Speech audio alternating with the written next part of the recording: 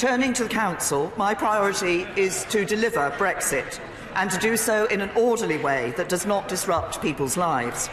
So I continue to believe we need to leave the European Union with a deal as soon as possible. And of course this House has voted repeatedly to avoid a no deal. Yet despite the efforts of members on all sides, we have not so far been able to vote for a deal.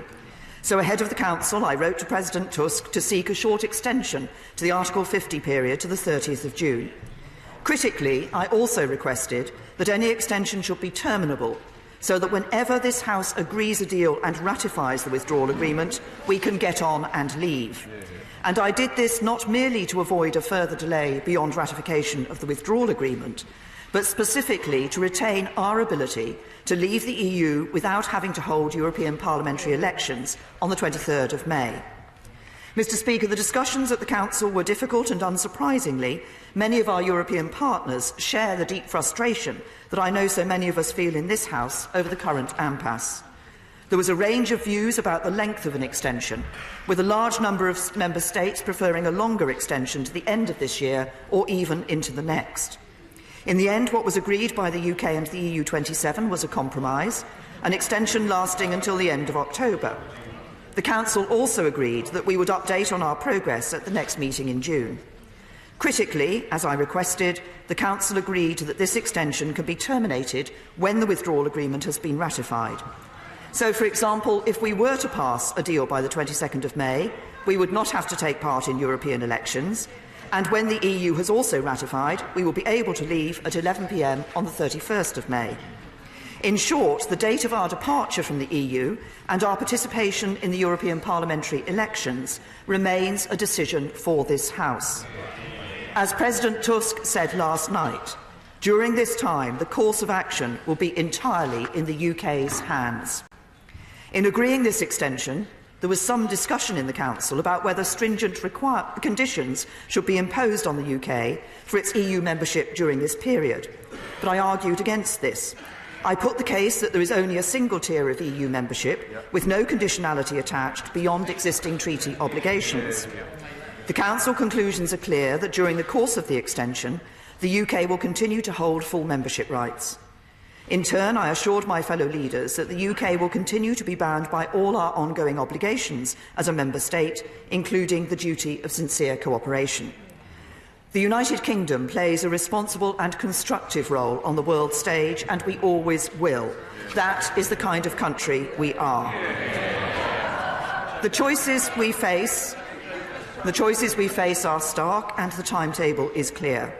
I believe we must now press on at pace with our efforts to reach a consensus on a deal that is in the national interest. I welcome the discussions that have taken place with the opposition in recent days and the further talks which are resuming today. This is not the normal way of British politics, and it is uncomfortable for many in both the government and opposition parties. Reaching an agreement will not be easy, because to be successful it will require both sides to make compromises. But however challenging it may be politically, I profoundly believe that in this unique situation, where the House is deadlocked, it is incumbent on both front benches to seek to work together to deliver what the British people voted for. And I think that the British people expect their politicians to do just that when the national interest demands it. I hope that we can reach an agreement on a single unified approach that we can put to the House for approval. But if we cannot do so soon, then we will seek to agree a small number of options for the future relationship that we will put to the House in a series of votes to determine which course to pursue.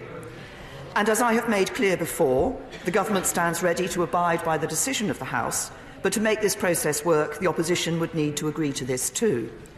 With the House's consent, we could also bring forward the Withdrawal Agreement Bill, which is a necessary element of any deal, whichever course we take. This bill will take time to pass through both Houses, so if we want to get on with leaving, we need to start this process soon. And it could also provide a useful forum to resolve some of the outstanding issues in the future relationship. Crucially, Mr. Speaker, any agreement on the future relationship may involve a number of additions and clarifications to the political declaration.